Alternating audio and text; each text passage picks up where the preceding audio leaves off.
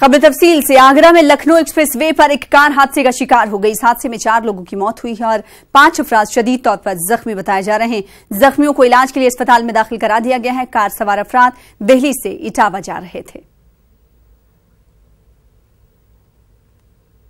आए दिन petrol, diesel और गैस की कीमतों में इजाफे की वजह से अवाम की जेब पर काफी असर पड़ रहा है। इसी सिलसिले में आज पीएम मोदी तेल और गैस की मुल्की और गैर मुल्की तेल कंपनियों के सीईओज के साथ बढ़ती कीमतों पर तबादले ख्याल करेंगे।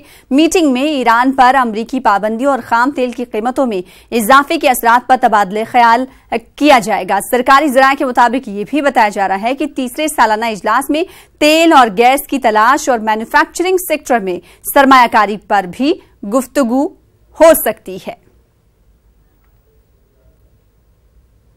कांग्रेस सदर राहुल गांधी आज मध्य प्रदेश के कई शहरों का दौरा करेंगे। इस दौरान राहुल गांधी कई मंदिरों और गुरुद्वारों के दर्शन करेंगे। वो कई दिगर प्रोग्राम में भी शिरकत करेंगे। राहुल गांधी ग्वालियर में माधव राव सिंधिया की समाधि पर भी जाएंगे। राहुल गांधी तकरीबन शाम 5:30 से 7:30 बजे तक ग्वालियर में रोड शो करेंगे।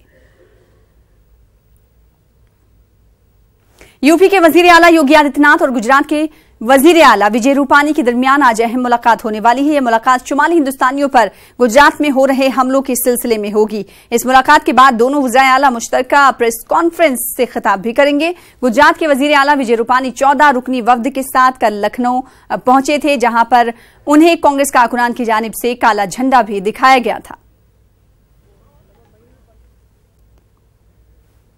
गुमशुदा नजीब के अहले खाना और तलबा यूनियन लगातार नजीब की तलाश के लिए अपनी आवाजें बुलंद कर रहे हैं। इसी सिलसिले में आज नजीब की वालिदा फातिमा नफीस और रोहित विमला की वालिदा राधिका विमला पार्लियामेंट तक मार्च करेंगी। मार्च मंडी हाउस से शुरू होकर पार्लियामेंट स्ट्रीट पर इख्तिताम पजीर होगा। नजीब की गुमशुदगी की दूसरी बरसी पर इतवार को जेएनयू कैंपस में एहतजाजी मुजाहरा भी हुआ था।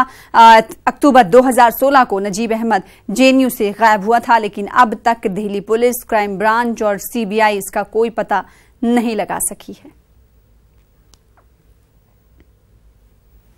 जिनसी इस्तेहसाल के इल्जामात में घिरे मरकजी वजीर एमजे अकबर ने आखिरकार अपनी चुप्पी तोड़ दी। उन्होंने इतवार को मीडिया के सवालात का जवाब दिया और खुद पर आयद किए गए सारे इल्जामात को बेबुनियाद बताया। उन्होंने कहा कि इंतखाबात से पहले इस तरह के इल्जामात लगाना एजेंडा हो सकता है। उन्होंने मजीद कहा कि वो मी टू के तहत उन पर बेबुनियाद इल्जामात लगाने वाली खवातीन के खिलाफ कार्रवाई भी करेंगे। जराए के हवाले से खबर है कि आज एमजे अकबर अदालत में हद के इज्जत का केस दायर कर सकते हैं। का पक्ष है तो उस पक्ष को भी गंभीरता से रखिए ना। मैं मान सकता हूं आप अपनी रक्षा सुरक्षा में कोई भी बात कहना चाहें, भले मुझे आपकी बात पर भरोसा नहीं हो, लेकिन आप कम से कम इस विषय को गंभीरता से तो लीजिए। जो मीटू कैंपेन है ये कोई हल्का कैंपेन नहीं है। इस देश में बहुत सालों बाद दबी हुई आवाज़ें सामने आई हैं। भारतीय जनता पार्टी में कोई नैतिकता नहीं है, न उनके प्रधानमंत्री में है कि ऐसे लोगों को बाहर निकालें, न उनके राष्ट्रीय अध्यक्ष में है, न उनके मंत्रियों में है। तो मुझे कोई ज़्यादा अपेक्षा नहीं है उनसे कि वो लोग कोई भी नैतिक काम या सही काम करेंगे।